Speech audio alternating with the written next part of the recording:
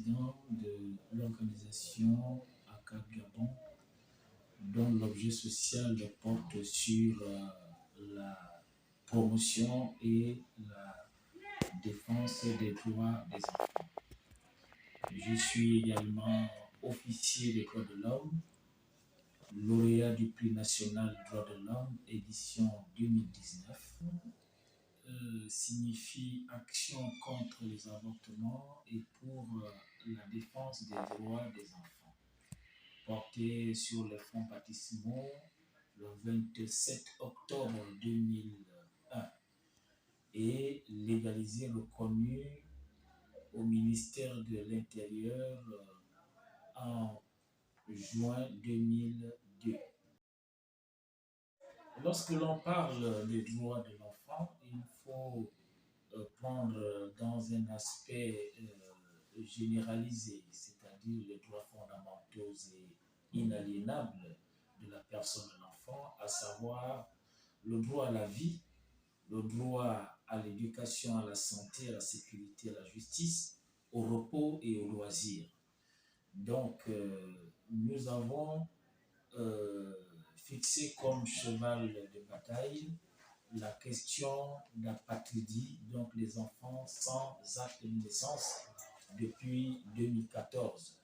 Il faut dire que nous avons fait une publication portant sur la présomption d'identité des enfants apatrides, donc sans acte de naissance, que nous avons présenté au gouvernement. Nous avons fait un plaidoyer et le gouvernement l'a adopté, l'a accepté. Donc les enfants aujourd'hui, sans acte de naissance, sur la base de la présomption d'identité que nous délivrons, peuvent recouvrir le chemin de l'école pour passer des concours et les examens et de s'inscrire dans les structures de formation professionnelle. Donc, nous avons assisté à une réunion sous-régionale, donc réunissant les organisations de la société civile de l'Afrique centrale et de l'Afrique de l'Ouest pour un programme d'éradication de l'apatridie dans ces deux sous-régions dans la période allant de 2014 à 2024. Donc, au sortir de ces assises, nous sommes venus au Gabon pour tenir un atelier programme d'éradication de ce phénomène qu'est l'apatridie.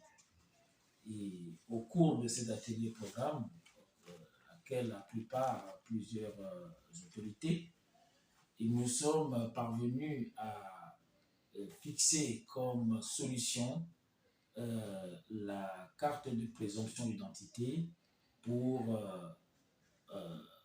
enlever les enfants de la situation d'apatridie, tant redoutée par les Nations Unies et par les autorités de notre pays. Nous allons beaucoup nous appesantir sur notre cheval de bataille, c'est-à-dire la question d'identité et d'apatridie. De 2014 à 2022, aujourd'hui, nous avons recensé près de 373 000 cas de personnes en situation d'apatridie ou à risque d'apatridie. Ils sont répartis selon les régions et selon les groupes d'âge.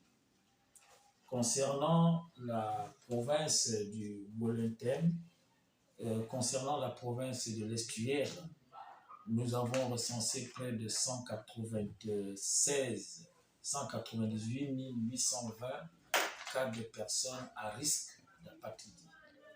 Dans l'Estuaire, nous sommes à 198. Dans le Haut-Ogooué, nous sommes à 76 000 cas de personnes à risque d'apatridie, y compris les enfants. Au Moyen-Ogooué, 9 800. Le Langounier, nous sommes à 3 700. La Nyanga, nous sommes à 2 800. Le Goué-Lolo, nous sommes à 1070. Le Goué et Vindo, nous sommes à 1010. le Goué maritime, nous sommes à 8700 et enfin le Wellington, nous sommes à 71 100 personnes dans le risque d'apatridie. Donc pour un total de 373 000 personnes dans cette situation qui est non déclarée à l'état civil, née sur le territoire gabonais, mais non déclarée à l'état civil. Le troisième groupe concerne les personnes de parents expatriés déclarés à l'état civil, car vous le savez, le fait de disposer d'un acte de naissance ne vous confère pas automatiquement la nationalité gabonaise.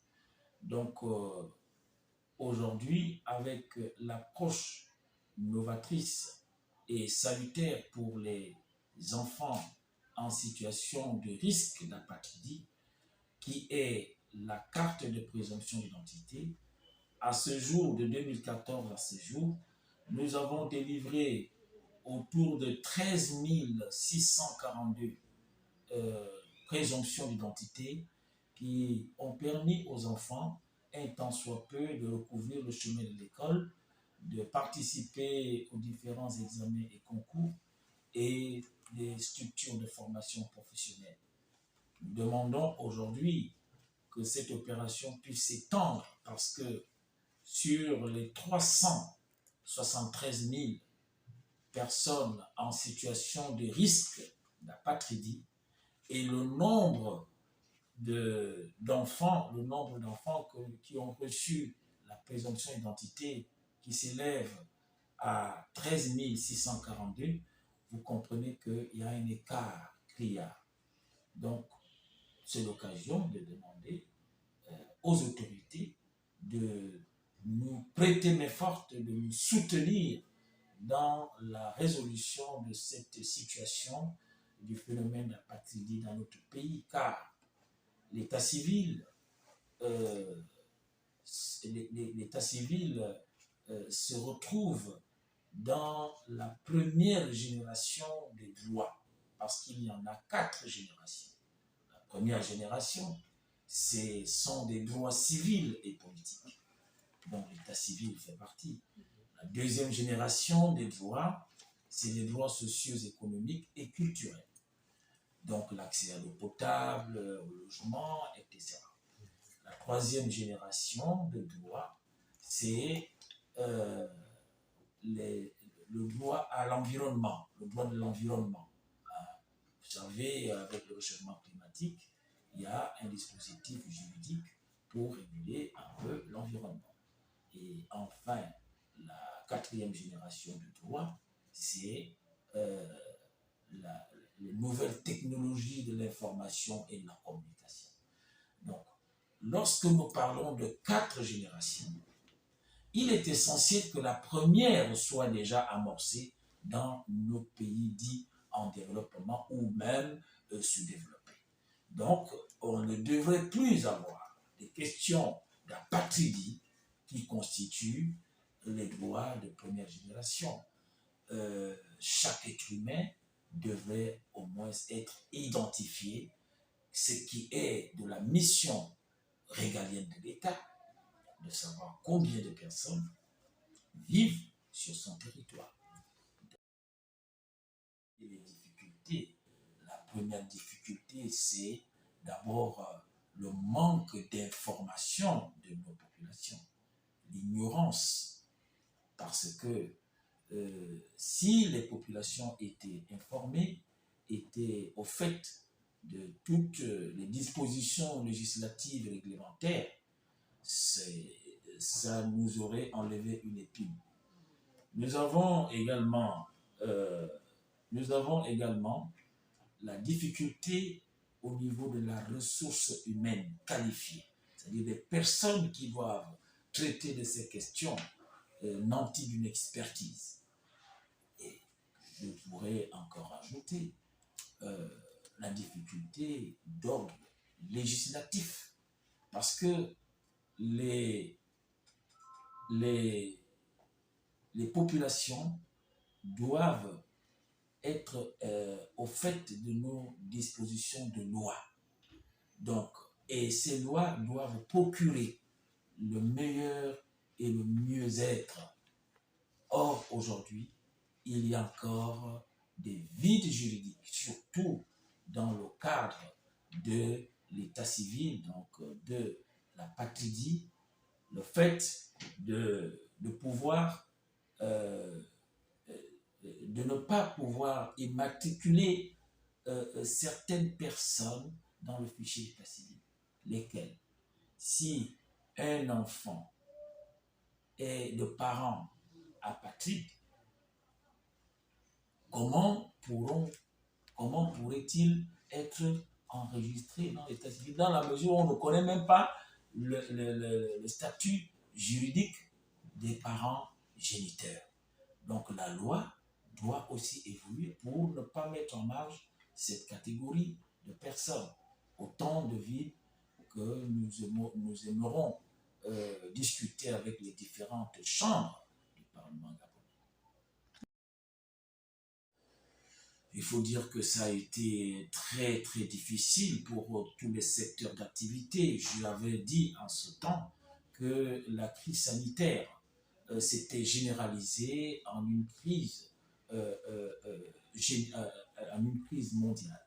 C'est-à-dire que cette crise sanitaire a touché quasiment tous les secteurs de développement de notre pays, à savoir l'éducation a été touchée, l'emploi a été touché, les libertés ont été touchées, la justice a été touchée, le repos, les loisirs ont été touchés. Donc, cette crise sanitaire était un désastre pour l'humanité.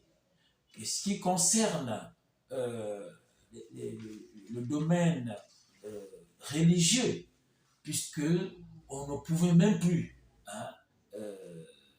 aller à l'église ou à la mosquée ou pour des questions de foi.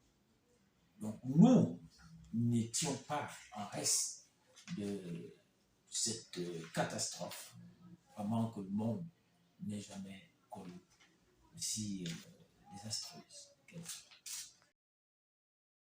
Le Gabon a déjà relevé les principaux défis, c'est-à-dire qu'à travers nos contributions pour endiguer, sinon élaguer le phénomène d'apatridie, en apportant un élément nouveau dans le corpus juridique qui est la carte de présomption d'identité. Pour nous, ce fut le plus grand challenge. Nous n'avons plus rien à apporter que d'éradiquer, d'apporter l'élément qui vient solutionner la problématique genre masculin. Donc les hommes représentent nous avons 132 800. Vraiment cet honneur et ce plaisir de dire haut et fort que nous sommes porteurs de la solution qui va éradiquer à jamais la patridie dans le premier groupe. C'est des personnes d'ascendant 16 200. C'est moi qui vous remercie d'être venus. Nous sommes disposés à être au plus proche de nos enfants, de nos compatriotes qui sont en détresse.